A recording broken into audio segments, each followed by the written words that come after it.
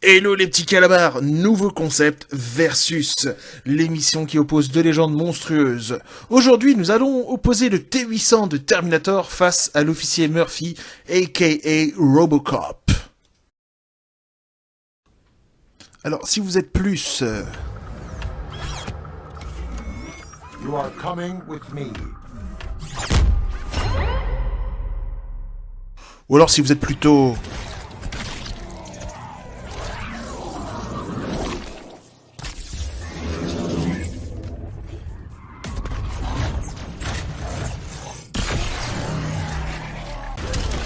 Eh bien en fait, peu importe, préparez-vous, car le choc des titans va commencer. Du côté du Terminator, on va se pencher sur le modèle T-800. Son endosquelette étant réalisé à partir d'un alliage de titane et tungstène, le titane étant le métal le plus solide au monde et le tungstène l'un des plus résistants. On les utilise notamment dans tout ce qui est matériel d'usine, fonderie, etc.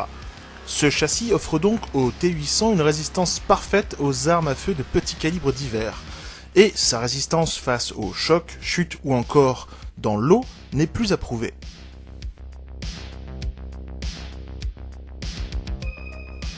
Au niveau de l'armement, le T-800 dans les films nous est présenté parfois équipé d'un fusil à plasma, voire même deux, mais son programme intègre toutes les connaissances des armes à feu humaines. Il peut donc manipuler sans aucun problème n'importe quel type de fusil, que ce soit un simple fusil à pompe au terrifiant minigun. Le T-800 étant une machine, il ne ressent bien évidemment aucune fatigue, peur ou crainte, et sa force physique lui permet de facilement enfoncer les obstacles tels que des portes blindées, et il peut également soulever des charges impressionnantes. De plus, son scanner interne lui permet d'intégrer toutes les données sur son environnement, et elle lui permet également de connaître les faiblesses physiques de son adversaire. Comparons maintenant avec Robocop. Eh bien, Robocop, il faut savoir que son corps est entièrement composé d'un mélange de Kevlar et titane. Je le rappelle, le Kevlar est un des ingrédients essentiels dans la fabrication des gilets pare-balles. Son équipement lui procure donc une protection somme toute assez identique à celle du T-800, résistant aux assauts directs d'armes à feu, etc. Seul son visage, bien que entièrement mécanique, est recouvert par la peau de l'agent Murphy, et son cerveau, eh bien, il est encore présent puisqu'on peut l'apercevoir dans un épisode de la série télé. L'intérieur du corps semble donc être assez similaire à celui du T-800, mais l'OCP affirme que eh bien, l'agent Murphy dispose encore d'un système digestif fonctionnel, bien que très simplifié. Sa visière lui permet de décrypter son environnement. Il bénéficie même d'un lecteur thermique, mais contrairement au T-800, cela ne lui permet pas de scanner les faiblesses de ses adversaires. Sa force physique lui permet de passer au travers des murs, et les séries films nous ont prouvé que Murphy n'avait jamais peur d'affronter bien plus grand et plus fort que lui.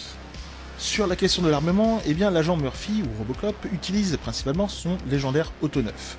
Le lore de Robocop laisse à suggérer que cette arme contient une cinquantaine de cartouches, et Murphy peut choisir une grande variété de projectiles. Mouchards, anti-blindage, tête chercheuse. Mais Robocop peut également utiliser du matériel plus lourd, tel qu'un fusil anti-char. Et la série télé nous montre même Robocop utiliser des grenades ou encore un gaz anti-émeute, les deux étant logés dans sa deuxième cuisse. Enfin, Robocop 3 nous introduit au concept révolutionnaire du bras armé. Une arme alliant 3 fusils en un, fusil mitrailleur, lance-flamme et lance-roquette. Alors, si les deux entités apparaissent comme étant à armes égales, qui sera le gagnant du duel ? Eh bien, pour moi, la réponse se trouvera dans leur intelligence. Je m'explique. Le Terminator a un programme limité. Ses capacités d'adaptation sont très restreintes et il ne se soucie pas de son environnement. Il ne peut pas improviser et par conséquent a du mal à anticiper les improvisations du comportement humain. Et Murphy, quant à lui, eh bien, il est toujours humain. Il bénéficie toujours de son cerveau, de son cœur, même si l'OCP a tenté à plusieurs reprises de le neutraliser, il prend conscience de son environnement et il sait s'adapter et improviser.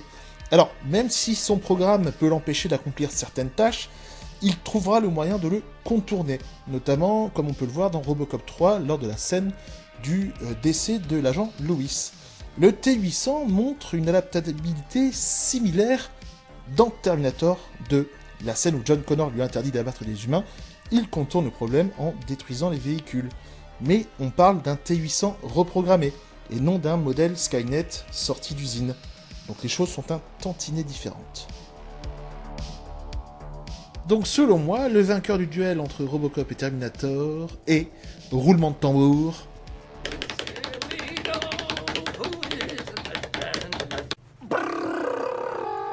Drumroll!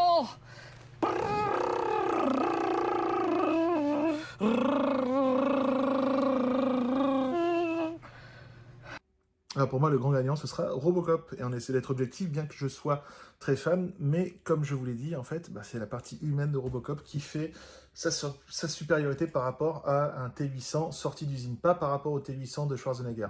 Attention. Comme je dis, c'est deux modèles différents. Voilà, alors j'espère que la vidéo vous aura plu.